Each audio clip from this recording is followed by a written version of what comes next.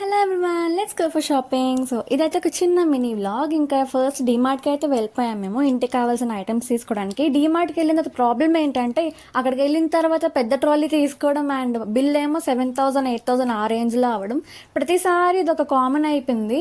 ఇంకా ఈసారి మాత్రం అలా అవ్వకూడదు అనేసి మేము షూర్గా పక్కాగా ఫిక్స్ అయ్యి వెళ్ళామన్నమాట. ఏం తీసుకోవాలి ఏంటి, నిజంగా మనకు అది అవసరం ఉందా, అవన్నీ చూసి తీసుకున్నాము కొన్ని ఐటమ్స్ మాత్రమే.